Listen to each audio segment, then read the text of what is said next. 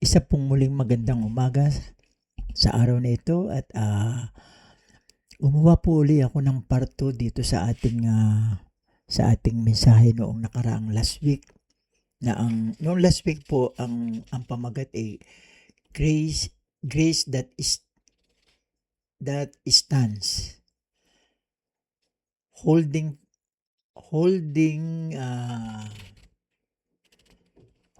fast to faith in a shifting world. Yan po. Medyo malabo yung pagkakasulat ko eh. Kaya ito po yung nakaraling ko. Kaya ngayon po yung ating topic naman ay the promise of grace behind this chaotic world. At ang ating verse dito ay tingnan natin po yung verse dito. Ang sabi po dito sa verse natin but where sin is abounded, grace abounds much more. Romans 5:20. Yan po yung ating verse dito sa topic na ito. Sige, atin pong simulan sa isang maikling panalangin. O Amang Diyos, muli po narito ako nagpapagamit sa inyo.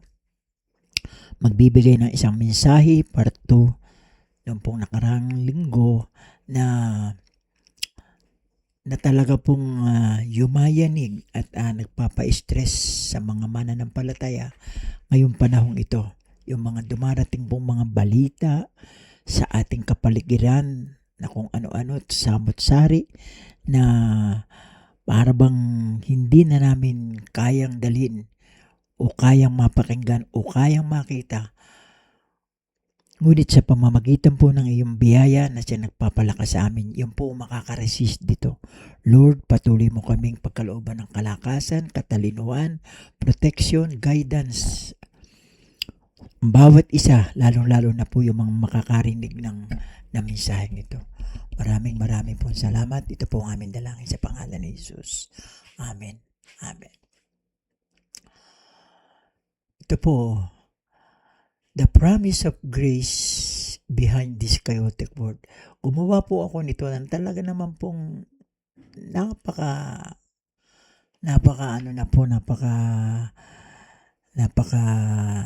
laki na ang nangyayari na parang hindi na natin kayang dalhin. Pero magpasalamat tayo dahil mahal tayo ng Diyos. Kaya naman lalo naman niyang pinapasagana ang biyaya para sa atin. Kung saan sumasagana ang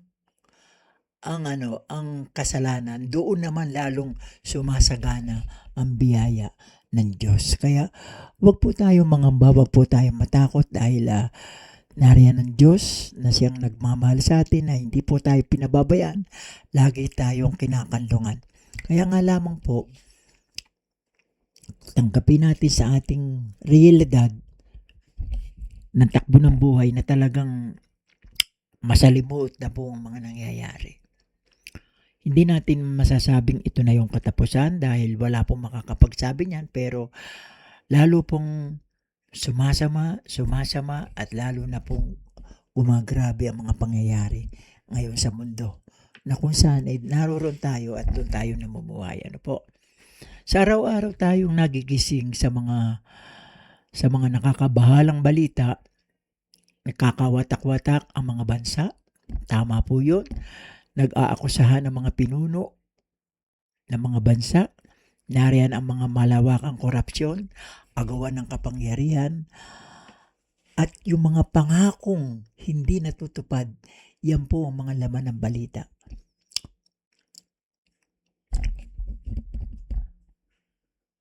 Sa ibang panig ng mundong ito, nagpapatuloy naman ang mga digmaan.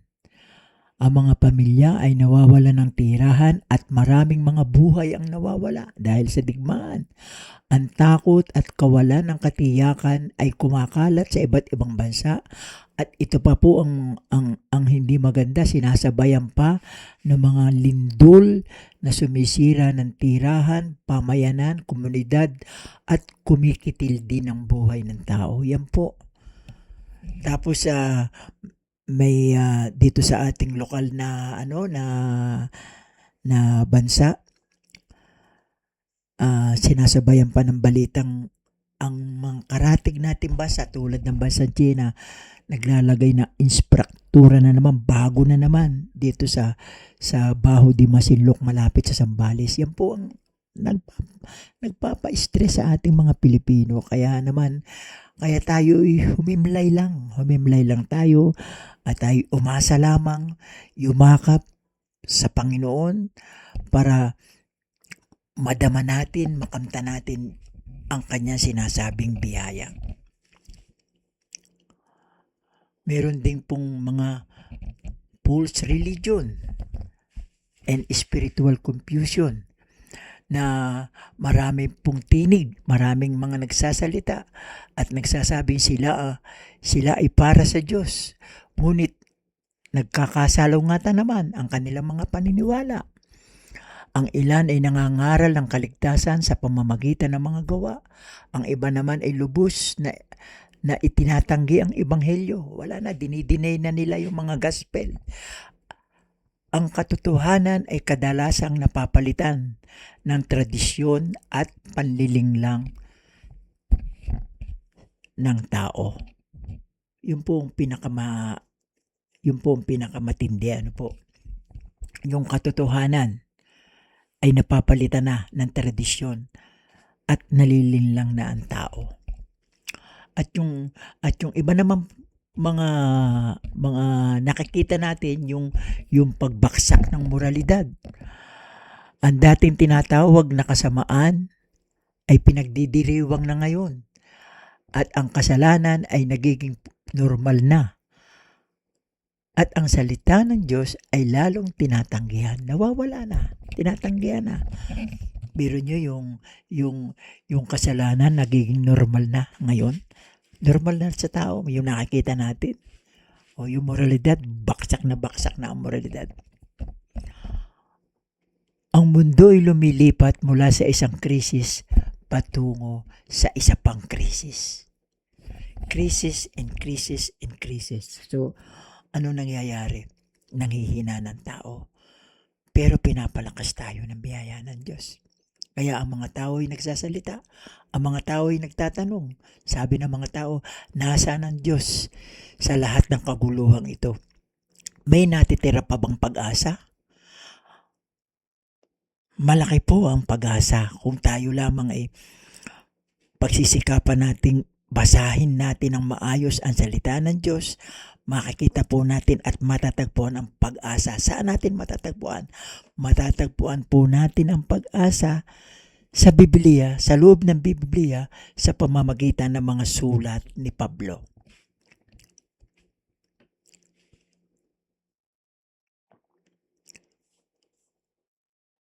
Ang mga sulat po ni Pablo, yun po ang nagpapahayag ng tunay na pag-asa at tunay na kaligtasan sa panahong ito. Sige po, pagpatuloy po natin. Yan. Grace reveals God's heart in a broken world. Biro nyo yan, Ipinakikita ng biyaya ang puso ng Diyos sa isang wasak na mundo. Sa isang bumabaksak na mundo. Ano ang verse dito na inilagay natin? Ephesians 2:4-5. Chapter 2, verse 4-5. Ngunit ang Diyos na mayaman sa awa dahil sa kanyang dakilang pag-ibig ay ipinadama sa atin. Yung biyaya ng Diyos dahil sa kanyang dakilang pag-ibig, ipinapadama sa atin. Kasi hindi nga natin nakikita Hindi nga natin nadadama, hindi nga natin naririnig, pero ipinapadama sa atin ng Diyos. Ang kailangan lang natin, tayo kinakalabit na ating pansinin. Pansinin natin, pero ang hindi po maganda, hindi natin pinapansin. Ako po hindi naggagawa-gawaan ng aking sinasalita dito. Ito po lahat ay kinukuha ko doon sa banal na kasulatan, sa Biblia po. Hindi po ako naggagawa-gawaan. Kinukuha ko po yan dito sa Holy Bible. Tinitingnan natin sa pamamagitan po ng mga pamamaraan kung paano natin hahawakan, kung paano natin babasahin ng tama ang salita ng Diyos. Meron pong method. At yun ay ating nakikita lamang na ang biyaya at kaligtasan ay narito lamang sa sulat at ebanghelyo ng ating Apostol Pablo. Wala na pong iba. Ang sabi dito sa English, while the world deserves judgment, God is still extending grace. Bagamat nararapat na hukuman ng mundo, ang Diyos ay patuloy pa rin nagbibigay ng biyaya. So, ang ibig sabihin, nakasalang na ang tao, nakasalang na ang mundo sa kahatulan, sa kaparusahan. Pero sa halip, anong ginawa ng Diyos? Dahil sa walang hanggang pag-ibig ng Diyos sa tao, ibinigay pa rin ang kanyang biyaya.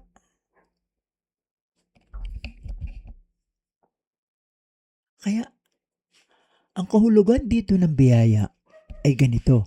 Ibinigay ng Diyos sa makasalanan ang bagay na hindi nila karapat-dapat tanggapin dahil sa ginawa ni Kristo. Ano yung ginawa ni Kristo? Yung ginawa ni Kristo na tinapos niya sa krus, yung kanyang kamatayan sa krus. Yun po ang isang pinakamahalagang dahilan kung bakit yung pagkakasalang natin sa kaparusahan ay pinigil dahil dito sa kanyang ginawa sa krus, yung kanyang kamatayan sa krus. Sa halip, ipinaalala sa atin kung bakit lubang kailangan ng sangkatauhan ang kanyang biyaya. Yan, kaya pinapaalala po sa atin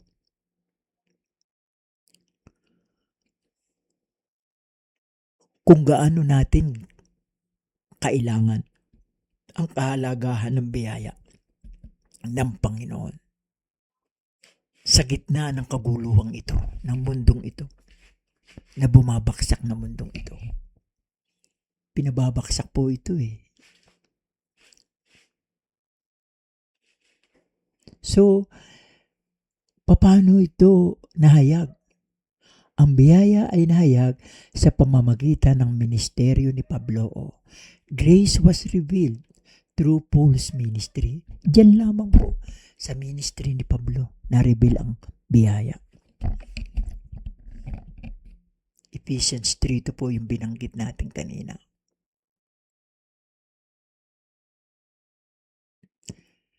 Ay ito yung Ephesians 3, ito po yung sinasabi sa Ephesians 3.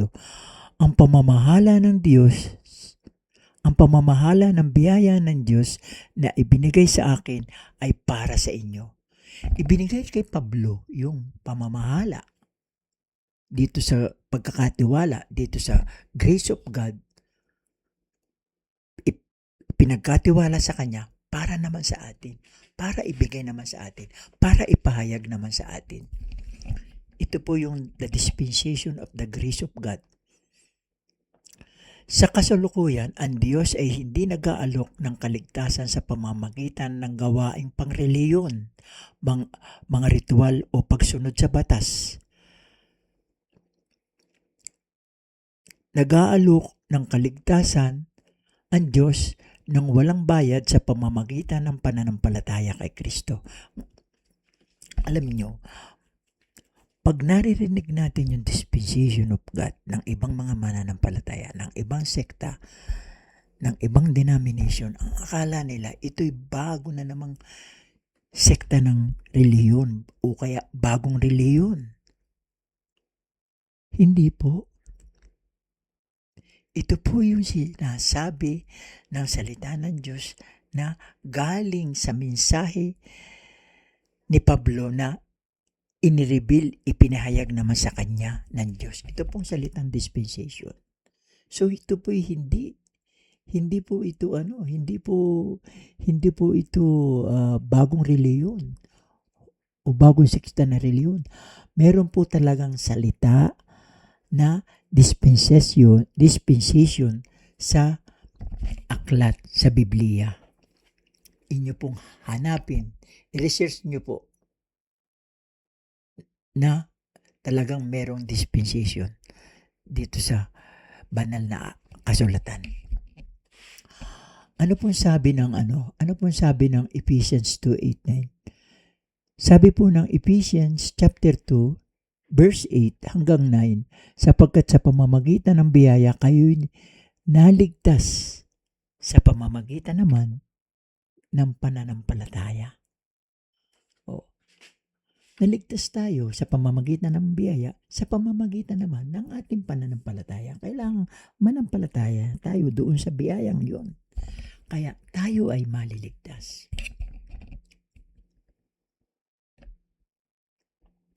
Ito ang pinakadakilang mensahe ng isang magulong mundo.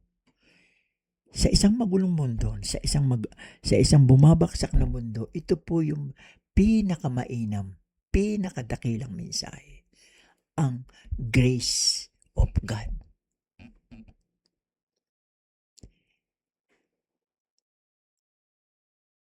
Ang mga makasalanan ay ililigtas pa rin ng Diyos at meron siyang pangako.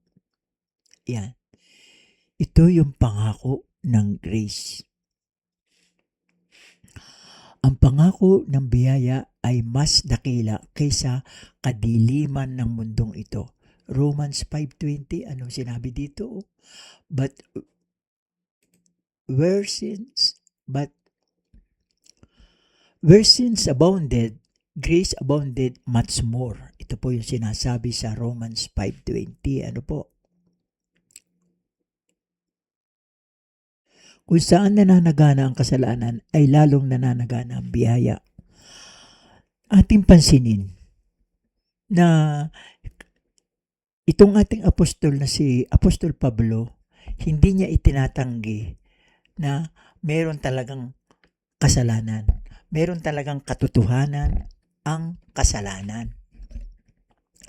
Kinikilala niya na nananagana rin ang kasalanan. Ngunit, ipinapahayag din niya na merong isang bagay na dakila, mas dakila ang biyaya ng Diyos kaysa kasalanan. Kung saan nananagana ang kasalanan, doon naman lalong sumasagana ang biyaya ng Diyos. Ano po? Kaya, makikita natin na walang pamahalaan ang makakalutas sa problema ng kasalanan. Walang uri, kahit anong uri ng pamahalaan. Humanap ka na ng pinakamagaling, pinakamaunlad at pinakamalaki at mayamang bansa na merong ganong uri ng pamahalaan, maganda, malaki, malakas, pero hindi nila kayang lutasin ang problema ng kasalanan. Walang sistema ng pampolitika ang makakapagpabago sa puso ng tao para hindi magkasala. Walang tagumpay sa militar ang makakapag-alis ng pagkakasala. Ibig sabihin, hindi kayang alisin ng lakas ng militar ang kasalanan. Tanging ang biyaya lamang ng Diyos ang makakapagpabago sa isang makasalanan tungo naman sa isang pagiging anak ng Diyos. Kayang i-convert ng Diyos ang isang makasalanang tao into sa kanyang anak. Kaya niyang maging anak ang isang makasalanang tao. Kaya niya i-convert. Ang Diyos lamang ang makakagawa noon. Yan o. Grace give us stability. Ang biyaya ay nagbibigay sa atin ng katatagan kapag ang mundo ay nayayanig. Yan o. When the world is shaking. Ano sinasabi sa Philippians 4:7?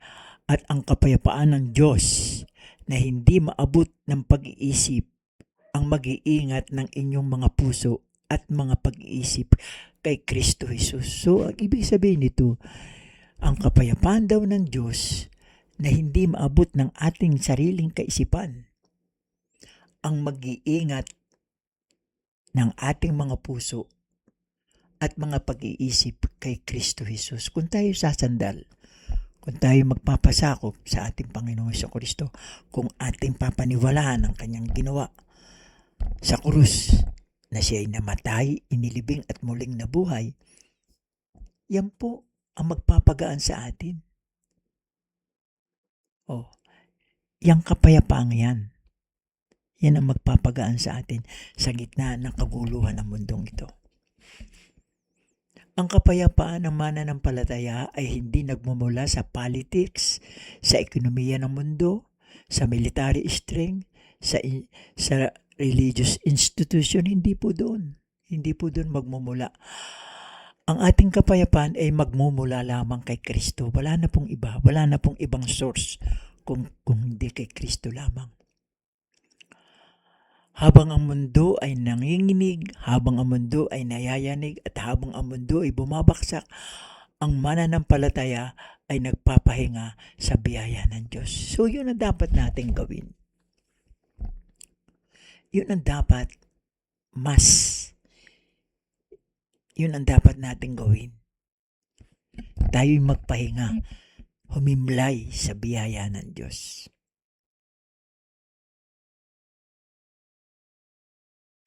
Ito na yung pinakahuling solusyon sa magulong mundong ito. The ultimate solution to this chaotic world. Yan. Ang huling solusyon ay hindi matatagpuan sa tao. So, saan matatagpuan? Doon po sa Ebanghelyo ng Biyaya. 1 Corinthians 15:1-4. Dito lamang po, kapag ito'y inyong narinig, kapag ito'y isinapuso at sinampalatayanan, at the same time, tatatakan na kayo. Tatak ng Espiritu ng Diyos na kayo kanyang aalagaan hanggang sa katubusan. Ibig sabihin ng hanggang sa katubusan, hanggang sa rapture. Kapag pinaniwalaan nyo na ito yung pinakamatindi sa Ebanghelyo na nasusulat sa aklat ng Biblia. Yung 1 Corinthians 15:1-4 na mula sa mga sulat ni Pablo. Kaya lagi tayong magbabasa sa mga sulat ni Pablo po. Marami po yung mga sulat ni Pablo na yan. Simulan natin sa Romans, sa Galatians, sa 1 Corinthians, 2 Corinthians, sa Ephesians, sa Philippians, sa Colossians, sa 1 and 2 Timothy, 1 and 2 Thessalonians, at Titus at Philemon. Ang pinakapangwakas na kanyang sinulat ay yung last na sulat ni Pablo na inihayag sa kanya ng ating risen Lord Jesus Christ ay yung 2 Timothy. Yun po yung last chapter na sulat niya. At doon na siya namaalam at doon na rin siya namatay sa sulat na yun. So, ano ang nakapaloob sa sulat na ito? Sinasabi dito, si Kristo ay namatay para sa ating mga kasalanan. Siya'y inilibing at muling nabuhay sa ikatlong araw. Ang pinakamalaking problema ng mundong ito ay hindi ang politika, hindi digmaan, hindi kahirapan, hindi huwad na reliyon. Ang pinakamalaking problema ng mundong ito ay kasalanan. At ang sagot ng Diyos ay ang krus ni Jesucristo. Kasi yan lamang ang magtutubo sa atin Hindi kayang pawiin ng ating paulit-ulit na pagsisisi, pagtitika. ang ating mga nagawang kasalanan, hindi kayang pawiin. Ang makakapawi lang po ay ang krus ng ating Panginoong Jesucristo. Yung kung ano yung ginawa niya, kung bakit siya napako sa krus. Yun, uulitin ko, siya'y namatay, siya'y inilibing at muling nabuhay pagkatapos ng 3 araw. Yun po ang makakapagpawala ng ating kasalanan. Kung yun ay ating paniniwalaan at ating sasampalatayanan, yun po ang tinatawag na biyaya. Biyaya ng Diyos. Kaya tayo po'y dumako dito sa ating conclusion. Maikli lang po itong mensaheng ito. Kasi nga po meron po akong inihahanda na susunod na mensahe na yun po ang magpapakilala. Itong mga noong nakaraang linggo at saka itong linggong itong mensaheng ito po yung magpapakilala doon naman sa ating gagawing mensahe sa susunod na linggo. Kaya lagi niyo pong antabayanan ang ating mensahe, ang ating pahayag. Ano po? Ito po yung ating conclusion ha. Tayo po yung nabubuhay sa isang mundong puno ng kaguluhan ng politika, mga digmaan at karahasan, pagbaksak ng moralidad. Biro nyo yung mali nagiging tama na ngayon. Sa katagalan, yung mali, dahil ang ating moralidad ay bumabaksak na, yung mali nagiging tama na. Ngunit sa likod ng lahat ng kaguluhang ito ay merong isang maluwalhating pangako. Ano yung pangakong yun? Ang pangako, ang biyaya ng Diyos, the grace of God. Maaaring dumilim ang mundo, ngunit ang biyaya ng Diyos ay mas maliwanag pa din. Hindi ito kailanman magdidilim. Ang mundo ay nag-aalok ng kawalan ng katiyakan, ngunit ang biyaya ay nag-aalok ng katiyakan. Lehitimo po, legitimate na katiyakan, certainty na talagang ito po'y talagang totoong mangyayari sa atin. Alam nyo, kung ang ating Panginoong Jesucristo hindi nabuhay, kawawa yung mga katulad namin dahil wala kaming pag-asa. Pero nabuhay siya Kaya meron tayong pag-asa. Malaki ang ating pag-asa. Ang mundo ay nag-aalok ng takot, ngunit ang biyaya ay nag-aalok ng kapayapaan. Ang mundo ay nag-aalok ng kamatayan, ngunit ang biyaya ay nag-aalok ng buhay na walang hanggan. Yan po ang tatandaan nyo. Ito po ang pinakamaganda rito. Ang mundo ay nag-aalok ng kamatayan, ngunit ang biyaya ng Diyos ay nag-aalok ng buhay na walang hanggan. Manampalataya po kayo, mga kapatid. Magbasa kayo ng mga sulat ni Pablo. Huwag kayong padala sa aral ng iba't ibang denomination.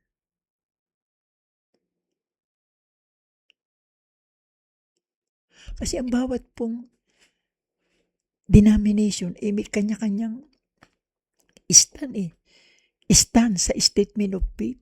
At doon po lumilis siya sa stand ng statement of faith ng body of Christ, ng grace.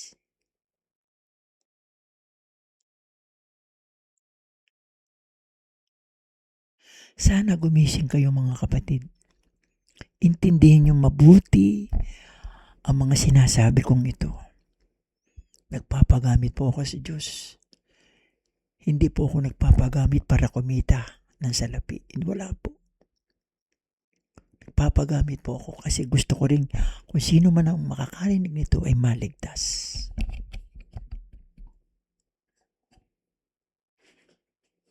Palala po ng palala ang mundo.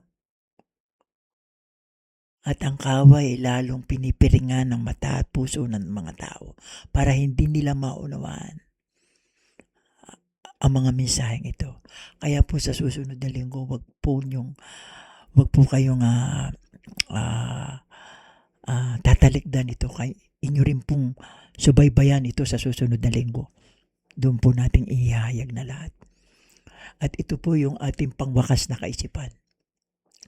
Ang kaguluhan ng mundong ito ay nagpapalala sa atin nagpapaalaala, hindi nagpapalala, kundi nagpapaalala. Uulitin ko ha. Ang kaguluhan ng mundong ito ay nagpapaalala sa atin kung gaano natin kailangan ang biyaya ng Diyos. At ang biyaya ng Diyos ay nagpapaalala naman sa atin na si Kristo pa rin ang sagot sa pinakamalaking pangangailangan ng mundong ito. Yun po ang katotohanan.